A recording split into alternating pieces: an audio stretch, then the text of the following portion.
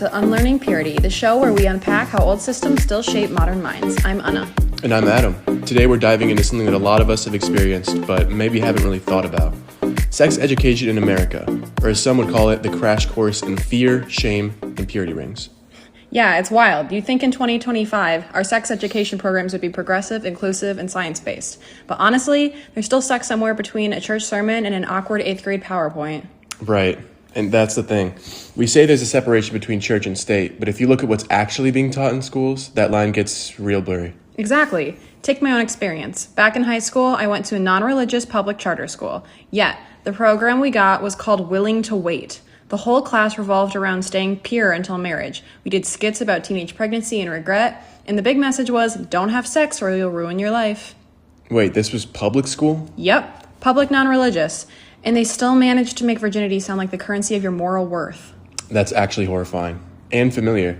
I remember hearing that same narrative. Girls need to save themselves, guys need to respect purity. It's this obsession with women's virginity as if it's some fragile, sacred object. Exactly. It assumes every girl wants to be married, that she's less valuable once she's had sex, and surprise, it never puts any pressure on the guy's virginity.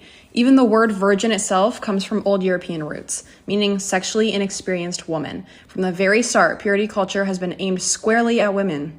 So even our vocabulary is sexist. Love that. Right? And what's wild is that these purity messages are often religious in nature, but they sneak their way into supposedly secular education. Religious ideas of morality, what's right or wrong, get baked into lessons that are supposed to be neutral. It's like a quiet cultural osmosis. You don't have to say God for the values to still come from a religious playbook. Exactly. And that's where it gets messy.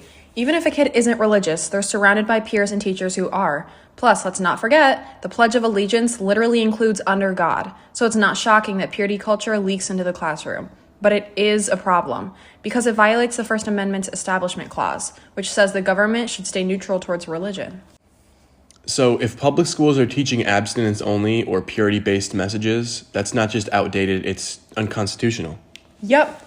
But even beyond the legal side, there's this cultural taboo around sex that keeps real education from happening. We act like it's weird or shameful to talk about. Meanwhile, kids are already having these experiences, physically, emotionally, hormonally. It's part of being human. Yeah.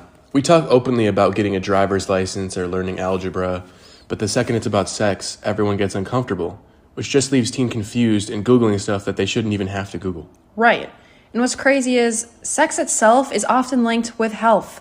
Philosopher Alan Sobel even argued that our society treats having sex as a measure of health, when then refuses to actually teach healthy sex. So we're stuck with this contradiction. Sex is natural, but talking about it's taboo. So no wonder so many people end up with shame or misinformation about their own bodies. Exactly. And this is where values play a huge role. Every lesson in sex ed, whether intentional or not, carries a moral tone. That's why authors like J. Mark Halstead and Michael Rice argue that teachers need to actively reflect on what values they're passing along. They outline 3 key roles educators should play. First, reflect the values of society we want to create. So instead of preaching purity, maybe emphasize respect, consent, and understanding. That's such a good point. Like, if you tell a kid their entire worth hinges on virginity, they're not going to learn about healthy boundaries or pleasure. They're just going to learn fear. Exactly. Second, be transparent and thorough. Give students all the information, answer questions honestly, and don't shy away from the weird stuff. Because if schools don't answer it, the internet will, and that's way worse. And the third? Encouraging critical thinking. Instead of saying, this is right, that's wrong, help students analyze information and decide for themselves. That's how you raise thoughtful, safe, and self-aware adults. It's the difference between telling them what to believe and teaching them how to think. That reminds me of the old saying, give a man a fish and you feed him for a day. Teach a man to fish, you save him from purity culture. Pretty much. The ultimate goal here isn't to tell kids what to do with their bodies. It's to give them the tools to make informed, healthy decisions. And that's what real separation of church and state in education should look like. A system that teaches facts, not fear. Exactly. Sex ed shouldn't be about control. It should be about empowerment. The more open, inclusive, and honest we are with young people, the better chance we'll have of raising a generation that views sexuality as something natural, not shameful. Amen to that, in a completely secular way. Yes. Knowledge is power, and the more we empower students, the closer we get to a society that finally outgrows the toxic roots of purity culture. And hopefully, by the time our kids are in school, willing to wait will be replaced with ready to learn. Thanks for tuning in to Unlearning Purity. If you like this episode, share it with a friend, rate the show, and remember, talking about sex doesn't make you dirty. It makes you informed. We'll see you next time.